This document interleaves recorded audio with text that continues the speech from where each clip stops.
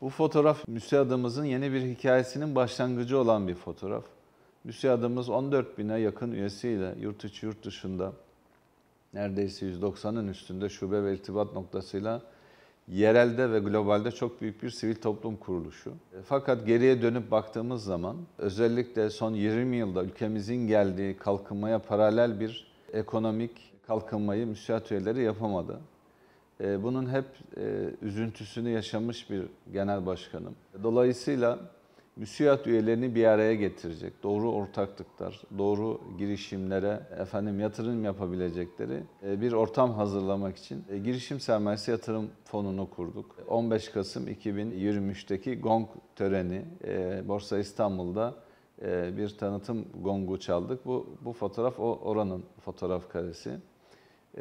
Dolayısıyla MÜSİAD'ımızın sermayelerini bir araya toplayacağı, doğru projelere yatırım yapacağı, ülkemizin kalkınmasına, insanımızın istihdamına vesile olacak, ülkemizin ihracatına katkıda bulunacak ve gerçekten marka olacak projeler üretebileceğimiz bir yapı oluşturmaya gayret ettik. MÜSİAD'ın bu potansiyeli var. Ben buna yürekten inanıyorum. Yani 14 bin üyeden bahsediyoruz. Şöyle çok basit bir hesap her zaman yapmışımdır ve bu pekala da mümkündür. 2000 tane baba yiğit MÜSİAD'lı iş adamlarımızı bir araya getirelim. 50'şer bin dolar bir sermaye ortaya koyalım. 100 milyon dolar bir sermaye yapıyor. Ve günümüzde anlamlı bir sermaye, küçük bir sermaye değil. Dolayısıyla bu sermaye ile çok nitelikli, çok kaliteli, çok teknolojik, çok inovatif yatırımlar yapabiliriz dedik. Bu düşüncemizin resmiyete dönmüş olduğu gündür bu. Şunu da ifade edeyim. Tabii MÜSİAD bütün amacı para kazanmak değil.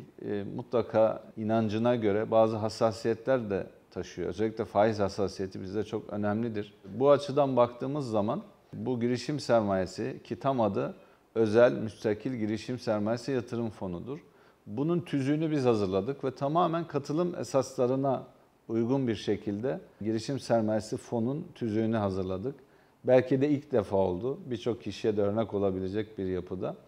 Dolayısıyla bütün tüzük kuralları tamamen faizsiz finans sistemine göre, bu enstrümanlara göre değerlendirilecek bir yapı oluşturduk. İnşallah buradan özellikle genç girişimcilerimize, yatırımcılarımıza, gerçekten projesi olup hayata geçiremeyen iş adamlarımıza bu fondan tahsis etmek istiyoruz. Bununla ilgili girişimlerimiz var. Ama önemli olan bu meşaleyi yakmak. İnşallah görev süremiz bitmeden büyük bir girişime de vesile oluruz. Ama en azından bu açtığımız yolda birçok bizden sonra gelecek başkanımız, arkadaşlarımız inşallah bunu büyüterek giderler. Çünkü hakikaten devir bir ve beraber olma devri. Ben değil biz olma devri. Bir araya gelme devri.